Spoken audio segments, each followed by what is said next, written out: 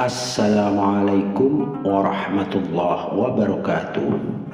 Pemirsa Nok TV di seluruh Indonesia, kali ini saya akan menceritakan tentang sejarah salah satu dari Wali Songo, yaitu Sunan Kudus.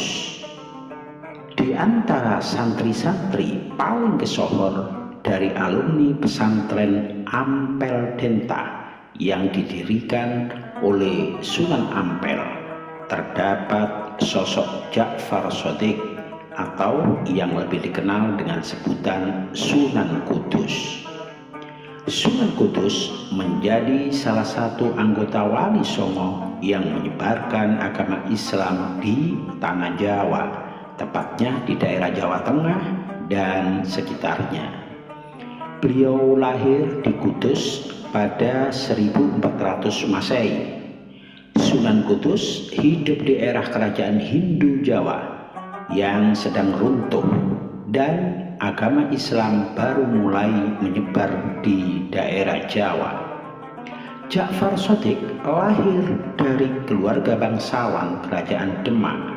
Jika ditarik lebih jauh lagi, jalur keturunannya sampai nasab ke Nabi Muhammad SAW melalui jalur Husain bin Ali atau Fatimatuz Zahra binta Sayyidina Muhammadin Rasulullah SAW. Sunan Kudus memiliki nama asli Ja'far Shadiq. Beliau mendapatkan gelar Raden karena ayahnya merupakan senopati atau panglima pada masa pemerintahan Kesultanan Demak. Beliau juga mendapat julukan sebagai Raden Amir Haji.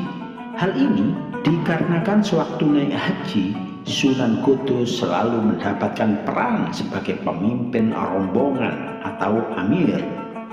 Perjalanan naik hajinya sangat sering, sehingga nama Raden Amir Haji sangat dikenal oleh masyarakat. Sebutan nama Sunan Kudus disematkan karena beliau memilih daerah Kudus sebagai tempat berdakwah. Sunan Kudus menetap dan berdakwah di daerah ini selama bertahun-tahun lamanya. Sunan Kudus adalah anak dari Habib Usman Haji atau biasa disebut dengan nama Sunan Mudung. Ayahnya ini merupakan seorang menantu dari Sunan Ampel, sedangkan ibunya bernama Syarifah Ruhul atau Dewi Ruhil yang merupakan adik dari Sunan Bonang. Menurut silsilah dari keluarga Sunan Kudus, beliau merupakan keturunan jalur Sayyidina Husain. Secara nasab, Sunan Kudus adalah sebagai berikut: Sunan Kudus bin Usman Haji bin Ali Murtado bin Ibrahim Asmoro atau Asmoro Kondi bin Jamaluddin Husain bin Ahmad Shah Jalal bin Abdullah Khan bin Abdul Malik bin Ali Amul Faqih bin Muhammad Sahib Mirbad bin Ali Khalqasam bin Alwi bin Muhammad bin Alwi bin Ubaidillah bin Ahmad Al-Muhajir Ilallah bin Isa Al-Humi bin Muhammad An-Nakib bin Ali Al-Uraidi bin Ja'far Shadiq bin Muhammad Al-Bakir bin Ali Zainal Abidin bin Sayyidina Husain bin Fatimatuz Zahra binta Sayyidina Muhammadin Rasulullah SAW. Sebelum meninggal, ayahnya adalah senopati atau panglima kerajaan Demak. Usai mangkat, Ja'far Shadiq atau Sunan Kudus menggantikan jabatan ayahnya untuk memperluas wilayah kekuasaan kerajaan Demak. Melalui posisi senopati itulah Ja'far Shadiq menyebarkan Islam di wilayah Demak. Selain menjabat sebagai senopati, ia juga diangkat menjadi imam besar Masjid Agung Demak serta menjadi qadhi atau hakim di kerajaan tersebut. Ketika terjadi perselisihan internal di kerajaan Demak, Ja'far Shadiq kemudian pindah ke kawasan Tajuk. Di kawasan Tajuk ini, Ja'far Shadiq tidak lagi aktif di dunia politik dan fokus menyebarkan dakwah Islam. Strategi dakwah yang ia usung adalah melalui pendekatan seni dan budaya. Ia tidak langsung melarang masyarakat yang masih menganut kepercayaan animisme dan agama Hindu-Buddha, melainkan merangkulnya pelan-pelan. Berkat karisma dan keluasan pergaulannya, Ja'far Shadiq memperoleh simpati dari masyarakat. Dalam uraian genealogi Wali Songo, humanisasi strategi dakwah Sunan Kudus, dijelaskan bahwa alih nama dari Tajuk ke Kudus yang dipengaruhi oleh Ja'far Shadiq. Berkat penerimaan dakwah yang disampaikan Ja'far Shadiq, wilayah Tajuk kemudian berganti nama dengan Kudus yang diambil dari kata Al-Quds, sebuah kota suci di Yerusalem. Karena itulah Ja'far Shadiq dikenal dengan julukan Sunan Kudus. Sunan Kudus kemudian mengembangkan dakwah melalui akulturasi budaya dengan perlahan agar bisa diterima masyarakat setempat. Terbukti Masjid Kudus yang dibangun di masa dakwah beliau memiliki arsitektur unik. Menara masjidnya serupa dengan candi. Sunan Kudus berhasil mengompromikan arsitektur Islam, Jawa, Hindu, Buddha, dan Tionghoa. Ajaran Islam dan strategi dakwah itu dituntut Sunan Kudus dari beberapa gurunya. Disebutkan beberapa guru Sunan Kudus seperti Kiai Telingsing atau ulama Cina yang bernama asli The Lingsing. Sunan Kudus juga belajar ke kiai-kiai pesantren di Ampel Dento dan ayahnya sendiri, yaitu Usman Haji bin Ali Murtado. Dari sisi keluarganya, Sunan Kudus menikahi Dewi Ruhil, putri Sunan Raden Maktun Ibrahim atau putri Sunan Bonang. Dari istrinya, anak-anak Sunan Kudus adalah Amir Hasan, kemudian Nyi Ageng Pembayun, Panembahan Palembang, Panembahan Mekaos Hongo Kusumo, Panembahan Kodi, Panembahan Karimun, Panembahan Joko, Ratu Pakojo, dan Prodo Binabar menikah dengan Pangeran Poncowati yang menjadi senopati Sunan Kudus. Karya Sunan Kudus. Pada tahun 1530 Masehi, Sunan Kudus mendirikan sebuah masjid di desa Kerjasan, kota Kudus, yang kini terkenal dengan nama Masjid Agung Kudus dan masih bertahan hingga sekarang. Peninggalan lain dari Sunan Kudus adalah permintaannya kepada masyarakat untuk tidak memotong hewan kurban berupa sapi dalam perayaan Idul Adha. Maka Sunan Kudus menggantinya dengan kurban kerbau.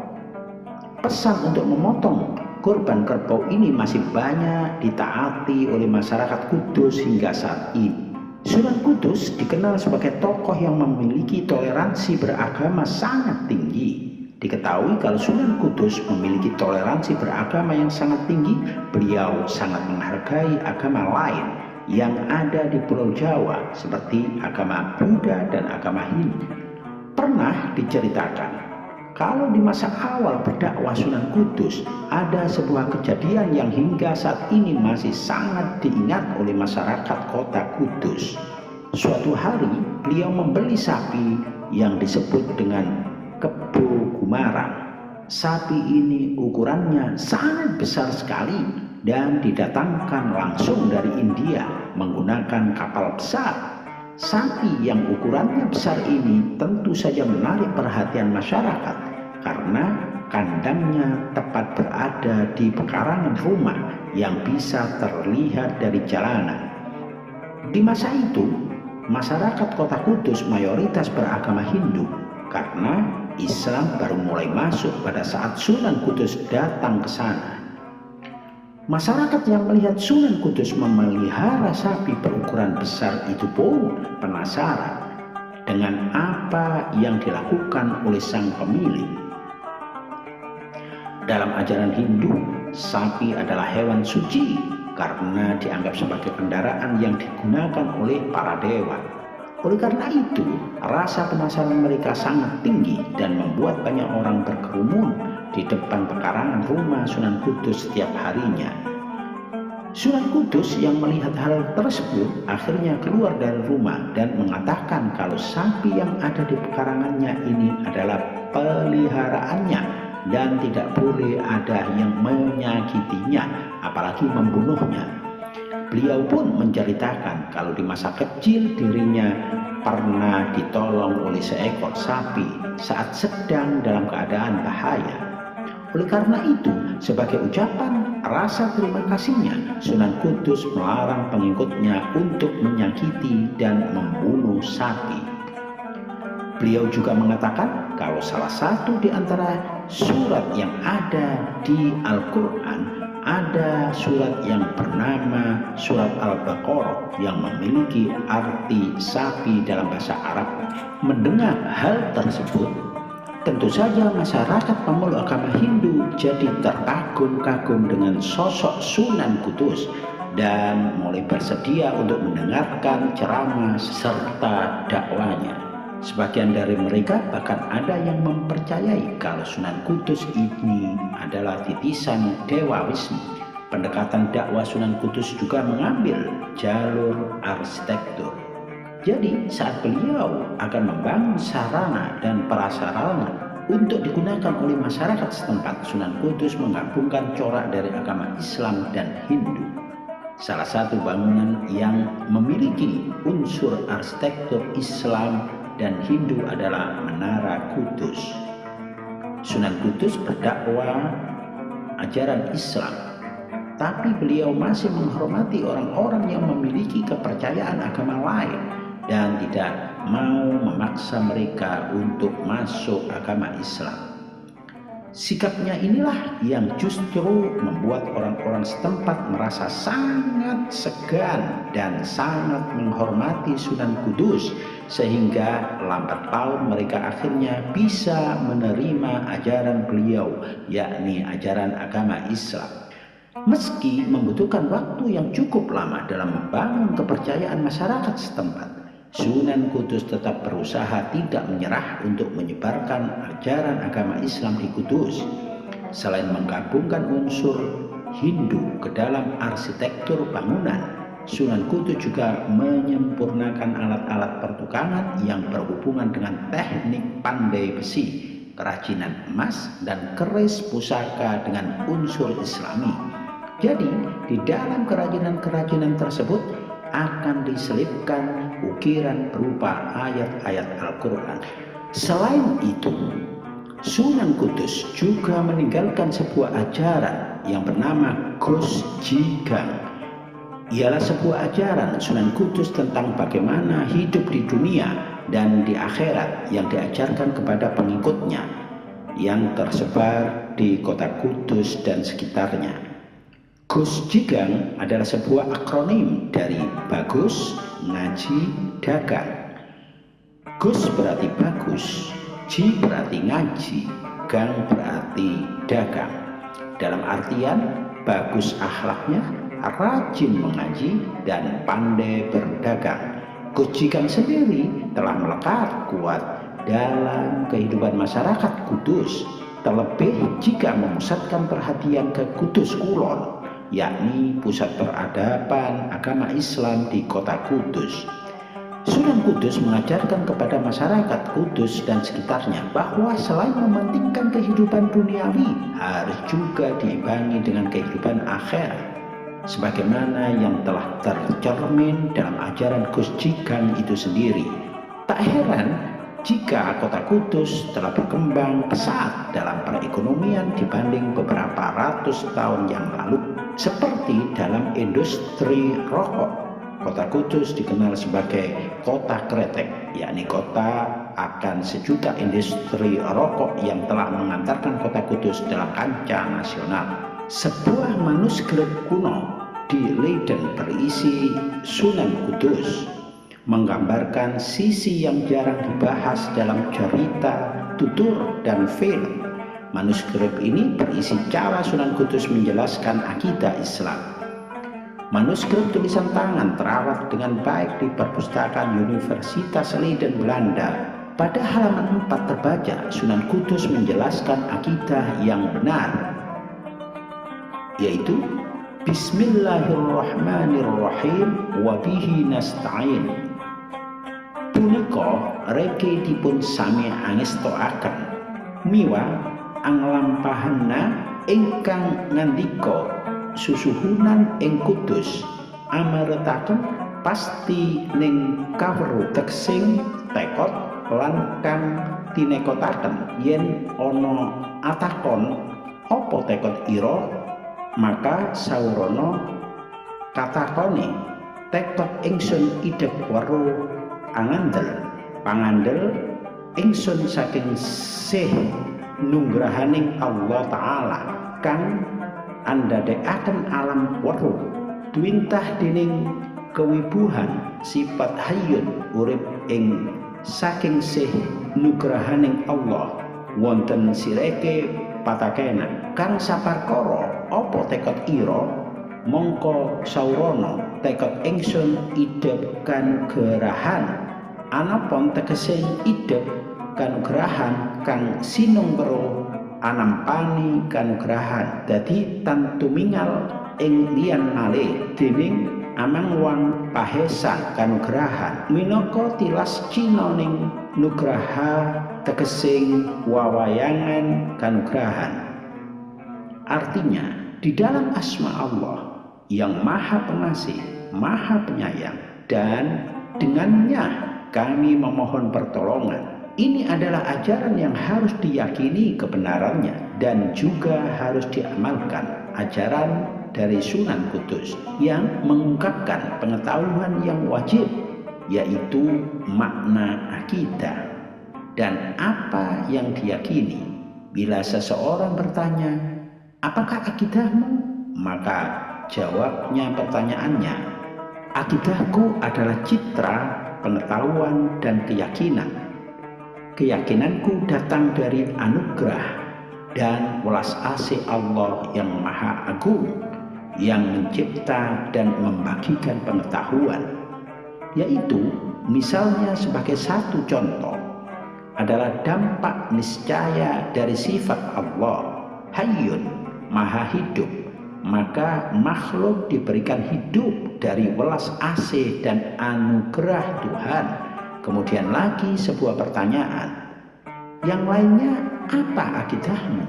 Maka jawablah, akidahku adalah sebuah citra atau Tuhan yang ada pada semua makhluk karena anugerah Allah. Yang dimaksud dengan citra yang diberikan dari anugerah Tuhan, yaitu apa yang diberikan itu adalah pengetahuan bahwa seseorang menerima karunia berdasarkan anugerah dari Allah yang menjadikannya tidak melihat sesuatu pun kecuali secara sadar. Ia melihat mereka di dalam sebuah kaca benggala yang diberikan dari anugerah Allah. Yang dimaksud dengan melihat citra yang terpantulkan di dalam kaca adalah menerima pemberian dari anugerah Allah.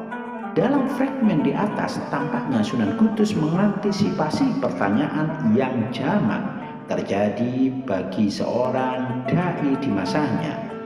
Pertanyaan yang menunjukkan masih banyak yang belum paham.